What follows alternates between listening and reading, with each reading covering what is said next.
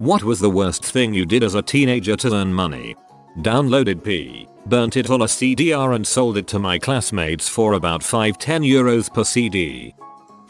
Mom was alcoholic, so sent me to do construction about 4 hours drive away to earn money for her habit. Ended up working there for a month during summer holiday, not going home once, and sharing a 2-man caravan with 6 people when I was 13.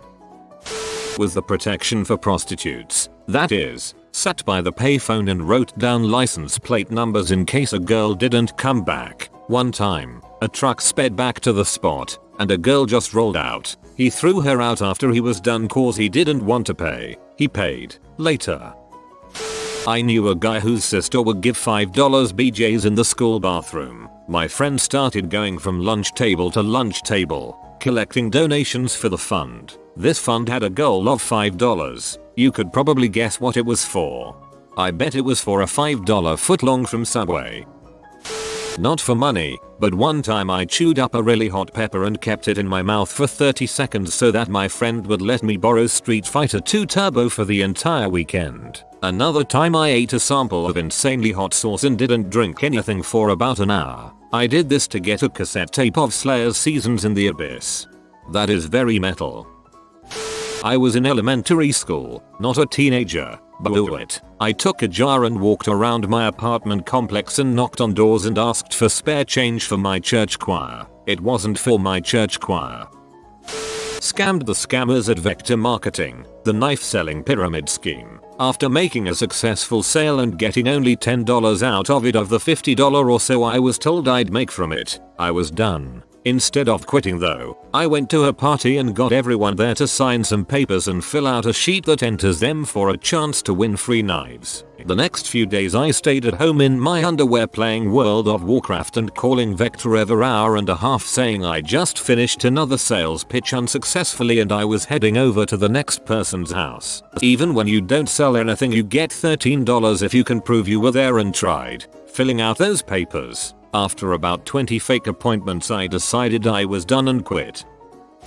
I sold the leaves of pot plants to kids who thought they could smoke them to get high. I used the money to buy actual pot.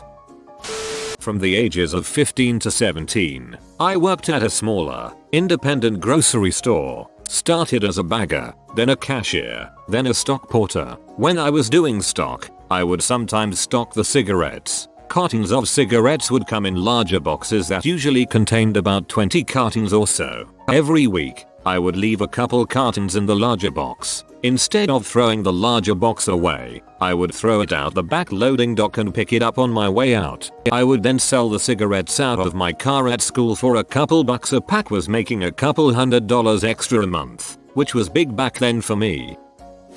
My friend and I went door to door selling popcorn from a made up Boy Scout troop. We actually made a lot of real good cash for a few days. Bought a bunch of Pokemon cards and candy. I was 12 or 13 at the time. No one was suspicious at all. I would get a lot of weird looks telling people I donated plasma for cash. Still have track marks that I show people sometimes. Still don't get how it's donation, but $60 a week ain't bad for 3 hours of study time. Fun place. 5 paper rounds, 2 in the morning, 2 at night, 1 on Sunday, £25 a week, and it all went on my N64. Every penny. Worth it. Worked for Blockbuster during its downfall. Place was weird. To earn money, the worst thing I did was work at Burger King. To get money, the worst thing I did was burglarize the Hardee's next door. Ate 2 scoops of margarine, just larger than golf balls, for $5. I used to get paid at school to hit my head off desks and doors. Probably explains a lot. Worked in a tomato canning plant. Doesn't sound too bad, right? Well, this was in 1979. No air conditioning. Average temp was around 105 degrees Fahrenheit, and loaded full cans of stewed tomatoes straight from the pressure cooker into boxes and stacked the boxes by hand on pallets 8 hours straight for $3.75 an hour. Sell cans of Mountain Dew at school for a $1 each. I worked as a bag boy in a supermarket from junior year until I graduated high school. The steady income was nice, but oh god, it was mind numbing. 0/10 would not do again. Stole Xbox and PlayStation games from Walmart when the classic and older games were not locked up, then opened them in the parking lot, and then traded them to GameStop. That was literally next door. I did this with Wii remotes, got 20. A controller got caught though and charged with grand retail theft because I stole 25 and went to jail. I used to sell my drawings for like a dime a piece in elementary. I have no idea why people wanted drawings of Pikachu, let alone actually pay for it, but hey, I was a few dollars richer as a kid. Did they labor? Using a jackhammer is really fun for about 12 seconds. After that, hellish. Baled hay. Cleaned chicken coops. Only needed to do that once or twice and schoolwork seems pretty easy. Baling hay isn't work to laugh at. I stacked hay for a summer and some barns can get hot like a sauna. You either strip down to shorts and look like a rage addict afterwards, or bake in jeans and a shirt. Lugging bales up to the rafters isn't fun work. The only fun day was when one of the farmer's baskets broke and we had 2 hours between each load. 1. Me and a friend told people in the neighborhood we had a school project and were collecting money for charity. We spent the money on candy and soda. We were about 11 at the time. We got busted because the people we went to called out school to confirm the story. It wasn't confirmed. 2. With the same friend we went to an elderly complex to ask for a bob for a job. This one particular residence, we placed the doormat upside down before knocking on the door. An old lady opened the door and told us she had no jobs for us. Before we leave we said something like, "Oh, your doormat is upside down. Let us fix it." We placed it back and she gave us €5 for it.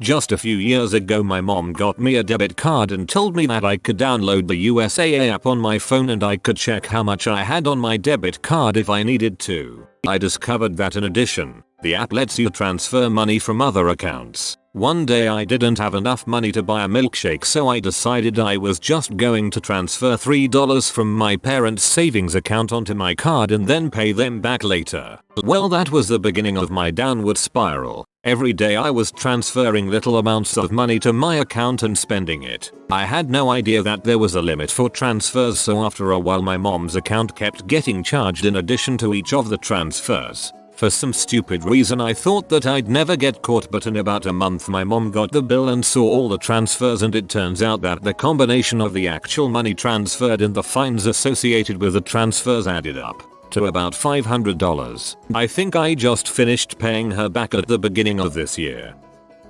Wasn't a teenager. I think I was around 8 or 9 years old. Found a giant box of PMags that the neighbor's wife must have made him toss out with the trash. There must have been at least 100 of them. I would bring 3 or 4 a day and trade them to the kids at school for their lunch money. Got busted by a teacher after a few weeks of this. Dad was proud of his 8-year-old entrepreneur. I worked in a call center. They made us sell cell phones with 2-year contracts. I once sold a phone to a man with 1 year to live. I convinced a kid in school that my 10,000 lira bill, Turkish money, was legit. And it was. Sold it to him for €20. Happiest kid all day. I think it was worth like €3.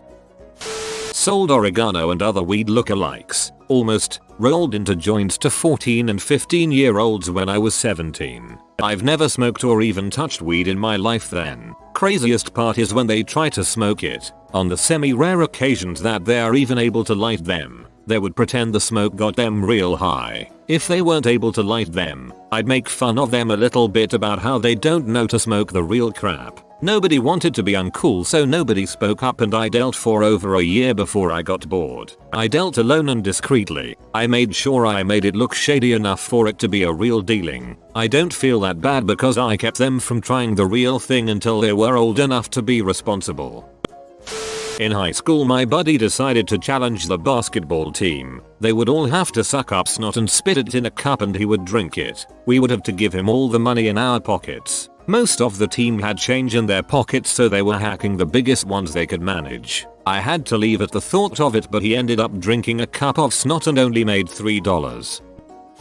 There was this autistic kid in my class and no one would hang out with him. I took pity on him one day and decided I would be friends with him. I went to go strike up a conversation and he told me he didn't have any money today. I was confused, so I asked him what he meant. Turns out he was paying Simon, the most popular kid in the school, $20 a week to hang out and talk to him. I told him I would do it for $10 a week.